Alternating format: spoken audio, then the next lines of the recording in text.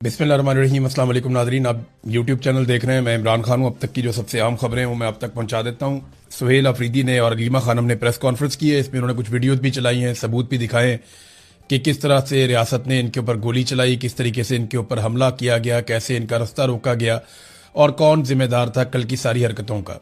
तो लगभग वही है जो मैंने आपको पिछले वीलॉग में बताया था, लेकिन कुछ चीज़ों को उन्होंने बहुत क्लियरली बयान कर दिया है और अपने कंसर्न्स भी उन्होंने बताए हैं जो कुछ भी हो रहा है। हमारे पहुंचने के ऊपर उन्होंने कहा जी कि इंसदाद दहशतगर्दी का स्क्वाड खड़ा किया गया, तमाम सड़कें इन्होंने खुद ही बंद की थी।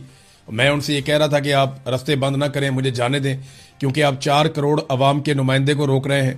फिर उन्होंने कहा जी कि मैं एक सूबे का वजीर आला हूँ, मैं अपनी काबीना और पार्लियामेंटेरियन के साथ इमरान खान से यकजहती के लिए जा रहा था। ना कोई एहतजाज हम करने जा रहे थे, ना कोई जलसा करने जा रहे थे, ना ही हमने कोई ऐलान किया था, लेकिन इसके बावजूद इन्हें पता नहीं किस चीज़ का खौफ था। उन्होंने इस्लामाबाद की मेन हाईवे बंद कर दी और पूरे पाकिस्तान के लोगों को तकरीबन 10 से 11 घंटे तक मुसलसल तकलीफ में रखा। अब जनाब वो कह रहे हैं दहशतगर्दी वाली पुलिस और स्क्वाड के साथ आप डील कर रहे हैं अरकान असम्बली को, जो आवाम के मुंतखब नुमाइंदे हैं।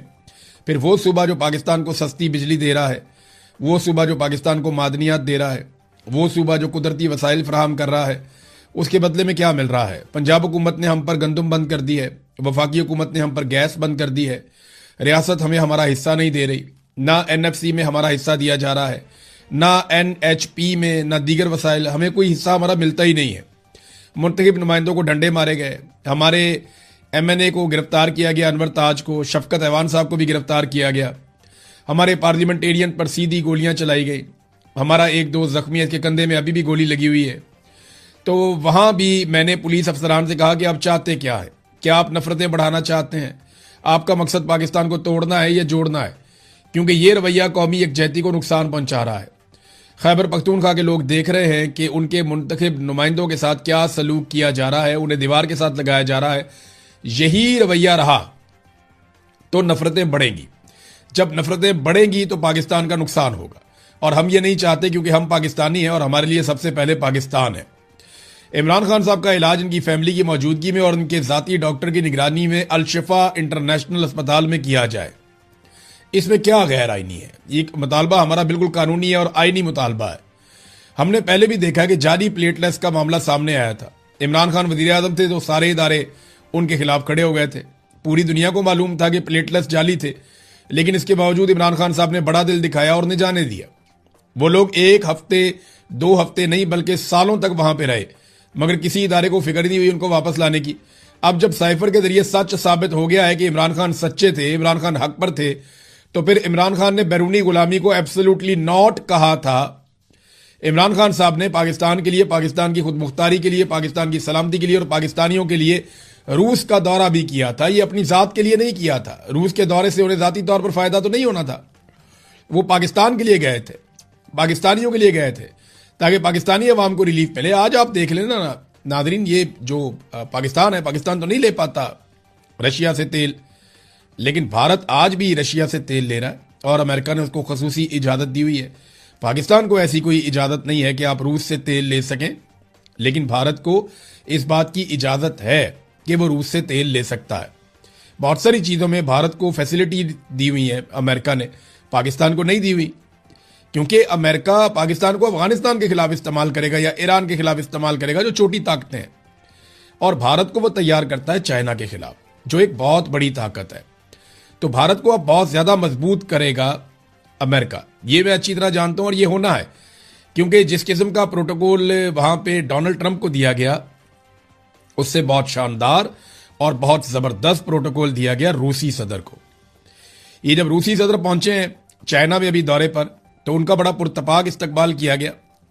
लेकिन इंटरेस्टिंग बात यह है कि डोनाल्ड ट्रंप के इस्तकबाल के साथ जब उसका मवाजना किया गया, तो रूसी सदर को लेने के लिए ज्यादा गर्मजोशी दिखाई गई। हुकूमत की जानिब से, चाइना की सरकार की जानिब से रूसी सदर के मामले में ज्यादा बेहतर प्रोटोकॉल, ज्यादा बेहतर गर्मजोशी और जज्बात दिखाए गए हैं as compare to Donald Trump. Donald Trump के दौरे में प्रोफेशनलिज्म ज्यादा था चाइना की तरफ से, कि प्रोफेशनली वो सारी चीजों को डील कर रहे थे। वो ऐसे डील कर रहे थे कि एक मद्दे मुकाबिल मुलाकात के लिए आया, लेकिन जब ये प्यूटन आए मुलाकात के लिए तो वो इस तरह दिखा रहे हैं जैसे कोई दोस्त, कोई भाई मुलाकात के लिए आया। तो यहां पे एक फर्क है, और जो फर्क है वो अमेरिकन भी समझ रहे हैं, उनको भी आइडिया है। अमेरिकन जानते हैं कि चाइनीज उनके लिए मुस्तकबिल का एक बड़ा खतरा है, और इस खतरे से निपटने के लिए वो खित्ते में हमेशा से इंडिया को एक इत्तेहादी के तौर पर रखते हैं।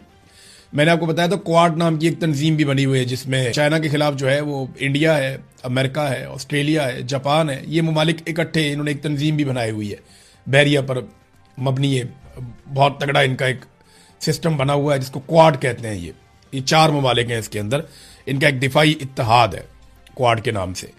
तो अब नाजरीन मामला ये है कि वापस आ जाते हैं इमरान खान साहब वाले मसले पर, लेकिन वहाँ प्रोटोकॉल तो बहुत दिए उन्होंने प्यूटन को, मैंने आपको बता दिया। इमरान खान साहब के मामले में जजों ने भी इंसाफ का गला घोंट दिया है।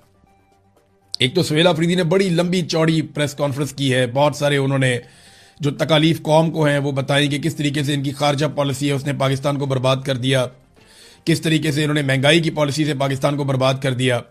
जो बैरूनी और अंदरूनी कर्जा है पाकिस्तान का वो 97,307 अरब तक पहुंच चुका। जब पाकिस्तान बना था तब से लेकर इमरान खान साहब की हुकूमत खत्म होने वाले दिन तक जो टोटल कर्जा लिया था उससे ज्यादा कर्जा आसिम मुनीर साहब और शहबाज शरीफ मिलकर ले चुके हैं। यानी आसिम मुनीर और शहबाज शरीफ ने इतना कर्जा लिया है कि पाकिस्तान के सारे साबिक वजीर आजम और आर्मी चीफ मिलकर नहीं ले सके। एक तरफ आप पाकिस्तान के सारे साबिक आर्मी चीफ, सारे डिक्टेटर और सारे आप वजीर आजम रखते हैं एक तरफ, और उन सब का कर्जा उनके साथ रख दें, तो दूसरी तरफ आसिम मुनीर और शहबाज शरीफ को आप रख दें और उनका कर्जा रखें, तो इनका कर्जा जीत जाएगा। इनका वजन ज्यादा है, इनका पलड़ा झुक जाएगा, इसलिए कि इन्होंने ज्यादा कर्जा पाकिस्तान के ऊपर चढ़ाया है। बहरहाल लाकानूनियत का उन्होंने बताया जी, लाकानूनियत बहुत ज्यादा बढ़ गई है, ना सहाफ़ी महफूज है, ना वकला, ना सियासतदान। जजेस खुद खतूत लिखते हैं, और जो जज खतूत लिखते हैं उनको फिर ट्रांसफर कर दिया जाता है, अदलिया को तो मफलूज कर दिया। अदलिया की हालत यह है कि इमरान खान साहब से मुलाकातें बंद हैं, कई महीने हो गए। बुशरा बीबी की मुलाकातें बंद हैं, कई महीने हो गए। और आज जस्टिस डोगर ने एक बहुत अजीब काम किया इस्लामाबाद हाई कोर्ट में। इमरान खान के दस्तखत शुदा वकालतनामे नहीं है तो यह अदालत का मसला नहीं है। यानी वो वकील बेचारा खड़ा होकर कह रहा है कि जनाब हमने वकालतनामे पर इमरान खान साहब के दस्तखत करवाने हैं ताकि हम कानूनी तौर पर आकर पेश हो सकें। यानी इमरान खान एक जीता जागता इंसान है, वो जेल के अंदर मौजूद है, सबको दस्तयाब है। ये तो आपको पावर ऑफ अटॉर्नी तो किसी ऐसे बंदे को आपको तब मुकर्रर करना पड़ता है जब आप है ही नहीं, आप मौजूद ही नहीं है, आप कहीं किसी और मुल्क में या कहीं चले गए। यानी नवाज शरीफ जब पाकिस्तान से बाहर था उसको पावर ऑफ अटॉर्नी की जरूरत पड़ सकती थी, लेकिन इमरान खान को तो कोई जरूरत नहीं है, वो तो जेल में है 2 कदम पे, और वो जज साहब की कैद में है, जस्टिस डोगर की कैद में है इस वक्त। वैसे तो वो आसिम मुनीर साहब की कैद में है, लेकिन कानूनी नुक्ता नजर से जो किताबों में लिखा है और जो कागजों के मुताबिक तो वो डोगर साहब की अदालत की कैद में है। तो अब मामला ये है कि डोगर साहब दस्तखत ही नहीं करवा रहे। वो ये कहते हैं ये हमारा मसला ही नहीं है दस्तखत का, ये आपका मसला नहीं है तो फिर किसका मसला है? वैसे तो ये सबको पता है मसला तो एक ही आदमी का है जिसने इस्तिस्ना भी लिया हुआ है, एक्सटेंशन भी ली हुई है, रात को नींद भी नहीं आती, सुकून भी नहीं है, चैन भी नहीं है, तो मसला तो उधर है। ये सब जानते हैं कि खौफ और मसला सारा उधर है। लेकिन डोगर साहब ने जो कर दिया है ना, उन्होंने रिकॉर्ड तोड़ दिया। जस्टिस मुनीर की रूह को सुकून मिलता होगा कि यार मेरा तो शुक्र है जान छूटी। माजी में मिसाल दी जाती थी जस्टिस मुनीर, अब कम से कम जस्टिस मुनीर की मिसाल नहीं दी जाएगी। अब जस्टिस कादी फायदी सा, जस्टिस याया अफरीदी, जस्टिस आमिर, ये जो पहले थे यहाँ पे इस्लामाबाद हाई कोर्ट में चीफ जस्टिस थे, और बहुत सारे जज हैं जिन्होंने बड़े कारनामे किए, उनमें एक जस्टिस डोगर भी हैं। तो जनाब दलाइल कैसे दे वकील वहां पे, कैसे दलाइल दे जब उसके बाद वकालतनामे पे दस्तखत ही नहीं है, कानूनी तौर पर कोई इजाजत ही नहीं है, और दस्तखत के लिए उसने जाना है। वो कहते हैं जाओ सुप्रिंटेंडेंट को मिलो। बुशरा बीबी की फैमिली ने मुलाकातों के लिए मुकदमा किया हुआ था अदालत में केस, अदालत ने वो भी मुस्तरद कर दिया। वो जाते हैं जब सुप्रिंटेंडेंट ऑफ अडयाला जेल के पास, वो मुलाकात नहीं करवाता, मुस्तरद कर देता है। उसके खिलाफ अदालत में जाते हैं, अदालत कहती है वापस सुप्रिंटेंडेंट ऑफ जेल के पास चले जाओ, अदालत केस मुस्तरद कर देती है। इन्होंने तो सलीमुल्लाह कलीमुल्लाह बनाया हुआ है, वो उसकी तरफ फेंकता है, वो उसकी तरफ फेंकता है, वो उसकी तरफ फेंकता है, और कोई भी इंसाफ देने के लिए तैयार नहीं है। अलीमा खानम ने भी प्रेस कॉन्फ्रेंस की और उन्होंने कहा जी हमारा तो बड़ा फख्र से सर बुलंद हुआ जब से ये साइफर सामने आया। आज हम ये कह सकते हैं हम कितने खुशकिस्मत हैं कि इमरान खान जैसा हमारा भाई है, हम कितने फख्र से कह सकते हैं कि इमरान खान हमारा भाई है, हम बहुत खुशकिस्मत हैं। उन्होंने 3 साल जेल में रहकर पाकिस्तानियों को यह सिखाया कि जब आपको अपनी आज़ादी के लिए खड़ा होना पड़े तो उसे इबादत समझ कर करें। उन्होंने कहा यह जद्दोजहद इबादत है। और मेरी बहन जब पिछली दफ़ा उनसे मिलने गई तो उन्होंने साफ अल्फाज में उसे कहा था कि आज़ादी या मौत। वो आप लोगों के लिए एक मिसाल कायम कर रहे हैं, वो खुद मिसाल बने हुए हैं कि आज़ादी कितनी कीमती चीज़ है। अगर आप आज़ाद नहीं हैं तो गुलामी से बेहतर मौत है। यही पैगाम वो अपनी ज़ात को मिसाल बनाकर दे रहे हैं। हमें उन पर फख्र है जो साइफर सामने आया। मैं हर पाकिस्तानी से कहूंगी ये इसे गौर से पढ़ें। हमें भी इसकी तफसीलात मालूम नहीं थी। हमें तो सिर्फ वो एक पैराग्राफ मालूम था जो इमरान खान ने अदालत में भी कहा और मीडिया पर भी बयान किया। लेकिन जब हमने पूरा साइफर पढ़ा तो मैं कहूंगी कि अगर पहले हमारा सर फख्र से बुलंद था तो अब आसमान तक पहुंच गया है। पाकिस्तान का कितना अजीम लीडर है। दुनिया कहां ऐसा लीडर देखेगी जिसका साइफर ही इसकी गवाही दे रहा है। यानी इमरान खान साहब ने जो 4 साल पहले कहा वो गवाही सामने आ गई। जर्नैलों ने जो बैठ के टीवी के ऊपर कहा या नेशनल मीडिया के ऊपर जर्नैलों ने जो जो कहानियां सुनाई वो सारी झूठी साबित होगी। और मजे की बात आप ये देखें कि कोई भी मीडिया इसके ऊपर बात ही नहीं कर रहा। कोई नहीं पूछ रहा कि जनरल बाजवा ने झूठ क्यों बोला, जनरल बाबर इफ्तिखार ने झूठ क्यों बोला, जनरल नदीम अंजुम ने ये सारी चीज़ें क्यों की, ये लोग झूठ क्यों बोल रहे थे, DGISPR ने झूठ क्यों बोला, ये जर्नैल और ये सियासतदान सारे झूठ बोल रहे थे साइफर के मामले पर, कौम को गुमराह कर रहे थे। पाकिस्तान का मीडिया उन्हें अकाउंटेबल नहीं कर रहा। सुहेल आफरीदी ने ऐसे उंगली उठाई पुलिस वाले की तरफ।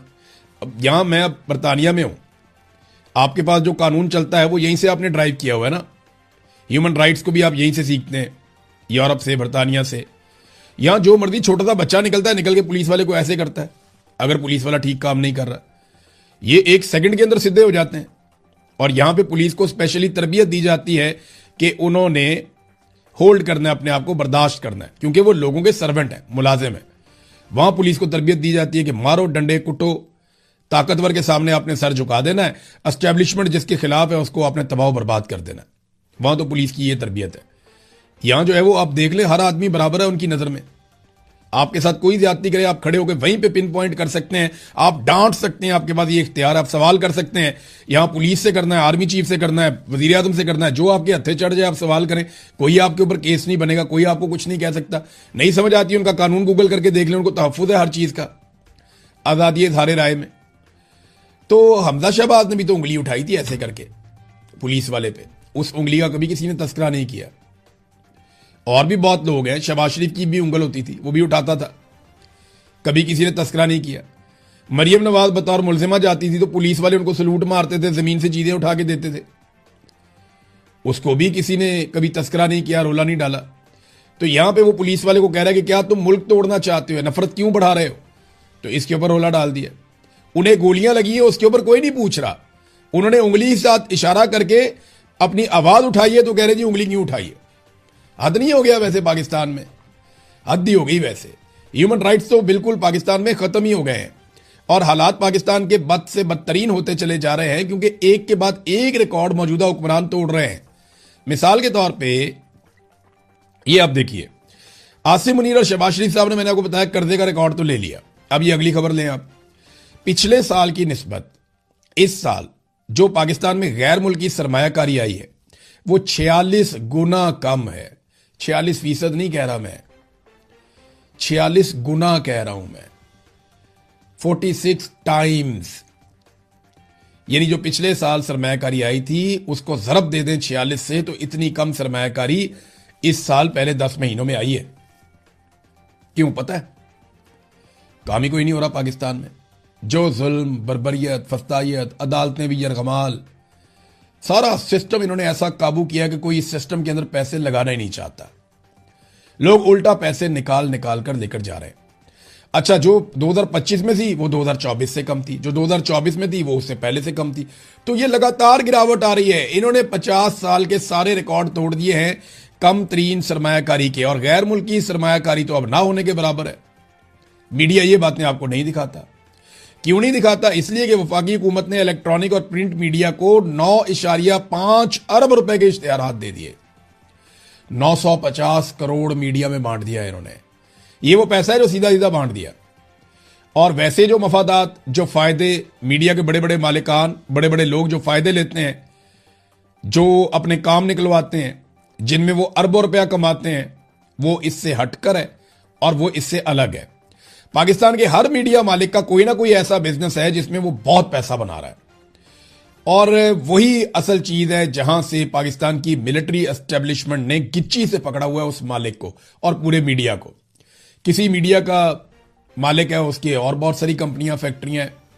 कोई है वो कारोबार के अंदर है किसी स्टॉक एक्सचेंज के, कोई है उसकी मिलें और फैक्ट्रियां हैं, कोई है उसके रियल एस्टेट का कारोबार है, कोई दूसरा उसके बड़े बड़े प्लाजे हैं, कोई और है उसके बहुत बड़े बड़े तजारती मराकज़ हैं, इंपोर्ट एक्सपोर्ट है। तो ये सारे के सारे मीडिया मालिकान किसी ना किसी कारोबार के अंदर मुलव्वस हैं, चाहे वो शुगर का है, चाहे वो घी का है, चाहे वो दूसरे हैं, बेशुमार कारोबार, केमिकल का है, ये हर कारोबार के अंदर मुलव्वस हैं। ये तो इन्होंने मीडिया बनाया हुआ अपनी प्रोटेक्शन के लिए, एस्टेब्लिशमेंट के कहने के ऊपर उनके मुताबिक ये खबरें चलाते हैं, और इसके नतीजे में एस्टेब्लिशमेंट इनके कारोबार को पूरा तहफ़्फ़ुज़ देती है और इनका कोई काम नहीं रुकता। पाकिस्तान में सबके काम रुक जाते हैं। तो ये भी एक तरीका वारदात है। वैसे पंजाब हुकूमत ने भी झंडे गाड़ दिए हैं इश्तिहारात देने के, बहुत पैसे के इन्होंने इश्तिहारात दिए हैं। स्टेट बैंक का डाटा बता रहा है कि 31.7 मिलियन डॉलर जो है वो गैर मुल्की सरमायाकारी आई है।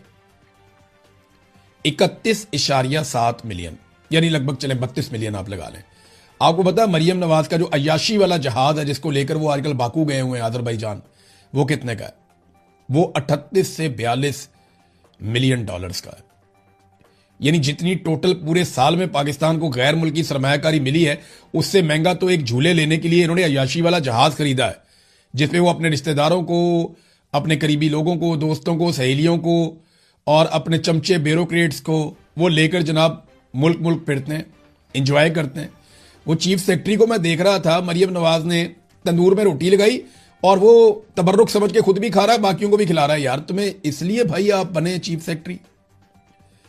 यार आपने कितनी तालीम हासिल की है, आपने सीएसएस का इम्तिहान पास किया, आपने एक लंबी सर्विस है आपकी पीछे, और आप अपने साथ बाकी ब्यूरोक्रेट्स को भी सिखा रहे हैं कि नालायक और नाहल लोग जिनके ऊपर करप्शन के बड़े घटिया इल्जामात हैं, जिन्होंने जाली डीड्स जमा करवाई हुई है, जालसाजियां की हुई हैं, जो आज तक मनी ट्रेल नहीं दे सके, उन लोगों की चाकरी करनी है, ये सिखा रहे हैं आप बाकी ब्यूरोक्रेट्स को। इंतहाई नामुनासिब रवैया है और बहुत ही मायूसी हुई ये देख के। नाज़रीन, भारत के लिए बड़ी अच्छी खबर अमेरिका की तरफ से और पाकिस्तान के लिए उतनी अच्छी नहीं है। देखें, डोनाल्ड ट्रंप ने पाकिस्तान को क्या दिया? सिर्फ भारत को थोड़ी बहुत बातें सुना दी और ये कह दिया कि मेरा फेवरेट फील्ड मार्शल, ओ मेरा फेवरेट वजीर आजम, ओ मुझे बड़ा प्यार है, इनसे मुझे बहुत प्यारे लगते हैं। डोनाल्ड ट्रंप ने हमें सिर्फ इतना ही दिया, या भारतीय तैयारे एक एक करके ज्यादा गिराता रहा। भारत को क्या दिया? भारत के लिए 1 खरब 19 अरब रुपए का अमरीकी दिफाई सपोर्ट पैकेज मंजूर। जनाब, ये अब खबर आई है, रफीक मांगड़ साहब, पाकिस्तानी अखबारात में छपी है। वाशिंगटन और न्यू दिल्ली में बर्फ पिघल गई, कशीदगी के बाद अचानक बेहतरी, ताल्लुकात में बड़ा यू टर्न, अपाची हेलीकॉप्टर के लिए 55 अरब और दीगर के लिए उनके मुआहदे शुआहदे हो रहे हैं। अभी अमरीकी वजीर खारजा भारत में भी जा रहा है, मार्को रूबियो। तो ये भारत के साथ तो अमेरिका हर तरह की फैसिलिटी करता है, हर तरह की सहूलत उनको देता है, पाकिस्तान को नहीं देता। पाकिस्तान को सिर्फ आसरा देता है और पाकिस्तान उसके बदले में अपना पूरा का पूरा मौकिफ, अपना नैरेटिव, अपनी कौम की कुर्बानी तक दे देता है। क्योंकि यहां पाकिस्तान के अंदर मिलिट्री एस्टेब्लिशमेंट और जर्नैल डील करते हैं अमेरिका को, और इंडिया के अंदर सियासतदान डील करते हैं। सियासतदानों ने पब्लिक में जाना होता है और जर्नैलों ने सिर्फ और सिर्फ बंद कमरों में फैसले करने होते हैं। तो ये एक फर्क है जो था और जो रहेगा। नाज़रीन, वुकला ने सुप्रीम कोर्ट की तरफ एक मार्च किया और वहां पे उन्होंने एहतजाज किया। अदालतों के सामने तहरीक इंसाफ के धरने का प्रेशर काम कर गया। Chief justice supreme court justice Yahya Afridi ने सलमान अकरम राजा को मुलाकात के लिए बुलाया और मुकम्मल यकीन दहानी करवाई। ये फैसल अकबर खर साहब जो है उन्होंने ये दावा किया, इस खबर के हवाले से जर्नलिस्ट हैं वो, उन्होंने कहा जी इमरान खान साहब को ईद के फौरन बाद अस्पताल मुंतकिल करने, अहले खाना से मुलाकात करवाने और वुकला से मुलाकात करवाने से मुताल्लिक तमाम दरखास्तों को फौरी तौर पर समाअत के लिए मुकर्रर किया जाएगा, ये अली एजाज भुट्टर साहब ने कहा। ये यकीन दहानी करवाई गई या अफरीदी की जाने से। भी ईद के बाद क्यों? इंसाफ देना तो आज ही दो, यानी ईद का फिर इंतजार करेंगे। ये ट्रक की बत्ती है, ये आसिम मुनीर का मामला है। या अफरीदी साहब कुछ नहीं बेचते इसके अंदर, जस्टिस डोगर कुछ नहीं बेचते। ये सारा मामला जुड़ा हुआ है आसिम मुनीर के साथ।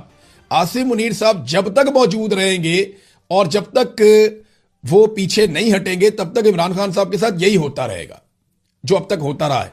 नाज़रीन, एक चीज़ में जाते जाते बड़ी अफसोसनाक खबर है, और ये इसराइल से बाकायदा उनके एक इंतहा पसंद वजीर है इसराइल का, उसने एक वीडियो जारी कर दी है, और ये कौमी सलामती का वजीर है, और अतमर बिन गवीर इसका नाम है। उसने गजा जाने वाले जो ग्लोबल स्मूथ फ्लोटेला के जो गिरफ्तार कारकुनान थे उनकी वीडियो जारी की है। उनको मार रहे हैं, कुट रहे हैं, उनको बांधा हुआ है, ज़मीन के ऊपर डाला हुआ है, सबको सजदों के अंदर झुकाया हुआ है, उन्हें अपना म्यूज़िक सुना रहे हैं, उनको ताने दे रहे हैं। एक खातून ने वहाँ पे कहा कि फ्री फ़लस्तीन, तो उसके ऊपर तशद्दुद किया गया वज़ीर की मौजूदगी में, और बाकी लोगों को भी मारा कुटा जा रहा है। उन्हें बता रहे हैं जनाब ये हमारा मुल्क है।